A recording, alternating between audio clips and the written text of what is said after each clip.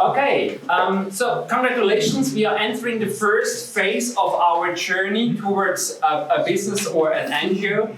And what I'm doing now, I'm talking about the exploration. And exploration means we try to explore who is our customer, what is the problem we want to solve, and how high is the willingness to pay for solving that problem. So I just give you a short overview. You will find more information if you click on customer and revenue and problem. Just that you know.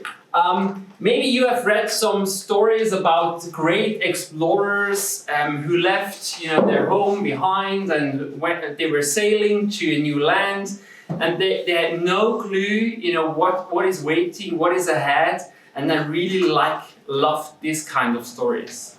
And it reminds me that sometimes startups they think, or people think, well, I know already the solution.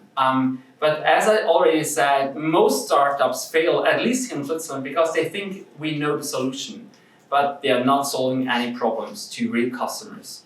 So it's really important that we are curious, means we want to find out what we don't know. Sometimes you know what you know, and you know what you don't know, but you don't know what you don't know. And that's why you go there and you explore. So you are, for the next phase, you are all explorers. You don't know what you don't know. You have no clue what is ahead of you. And the other thing is, as I mentioned, this is really important in the startup theme, it's fall in love with the problem and not with the solution. So you really have to have a deep connection with the problem or the customer. The customer you want to serve or the problem you want to solve. So really focus on the problem. It's not, in the exploration phase, it's not allowed to talk about the solution. It's not. Because if you don't explore the problem first, you come up with the wrong solution, for sure. Okay, so no talking about solution. Solution will be here. What we do now is really exploring customer problem. So how do we do that? Most of you, maybe, and now it's getting really practical this morning. Maybe you're here with a problem in mind you want to solve. So you have to fix the starting point. You have to fix and say, well, okay, this is my starting point here. That's the problem I want to solve. And then we start to explore. And there are amazing tools. If you then later click on problem, you find tools like the 5 whys or the problem tree, etc. So you will explore that, that's not just one problem. Maybe there are different kind of problems. You didn't know about it. So from one problem, you will get at least I don't have enough space here. There's so many problems out in the world. So from one problem to at least 10 problems, and then you move on and you try to figure out who is affected by this problem. And you find out, okay, for this problem, there might be a customer group, 1, and then a customer group 2. And then you can use amazing tools like the empathy map or the persona to find out, how does this person feel about this problem? How does she try to solve it, etc. And for this problem, we have another customer group. So it's getting richer and more problems and more customers show up. And sometimes it can be depressing because you see so many problems and customers who need help. But this is really important. So this is really practical. Define your starting point, your problem. If you don't have a problem, but you feel you are responsible for your local community, for the village, for the city, whatever, that can be a starting point as well. It's a bit different then. Then you say, well, okay, I'm going to start here with the customer, and means I try to figure out, what kind of different customer segments do we have in our city? What are the needs there? So you start with the customer. That is a way that works as well. The normal way is you start with a problem, but it doesn't matter. Just that you know. Okay, and then you can use the lean canvas. And when you say, well, okay, here I have now the problem and the customer, then you define.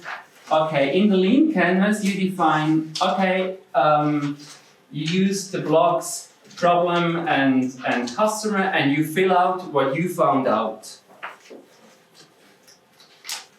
And the goal is within 2 hours that you have at least 20 different lean canvas. Just focus on customer and problem. Don't write something in the other blocks. Just focus on these 3. So these are the lean canvases.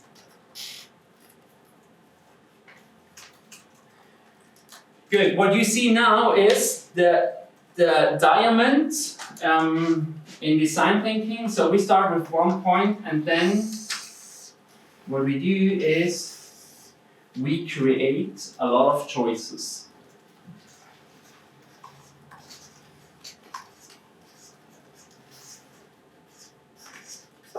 We create choices because you thought this is the problem, and then you found out no, this is not really the problem. This is the problem for this specific group.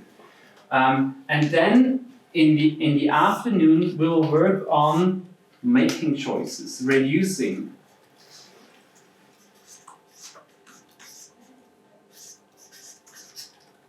And the way we do it here is through exploration.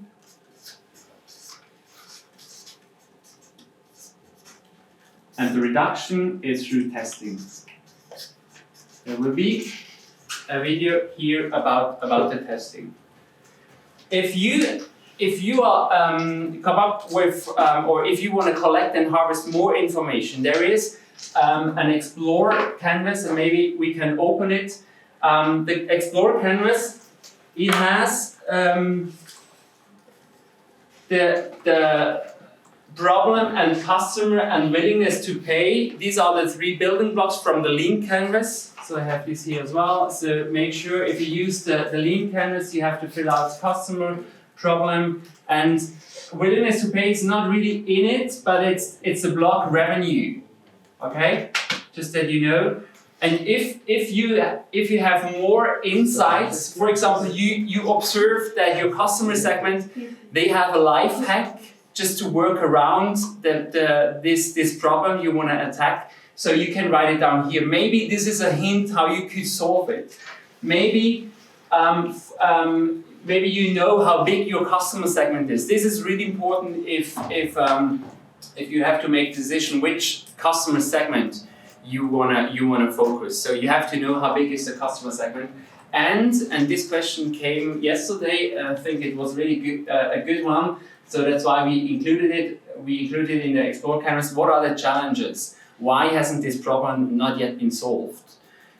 What challenges are maybe ahead if we go into this direction? And then, and this is really an important thing, it's either if you work with the Explore canvas, it's in it. If you work with the Lean canvas, you have to come up with the how might we question. Because this is where here we have to define how might we how might we solve the problem of this specific customer group. So this question helps you to nail it, to summarize the whole work you're doing here, so that you know which question you take to the next phase. So this phase here, this is all, you can call it problem room.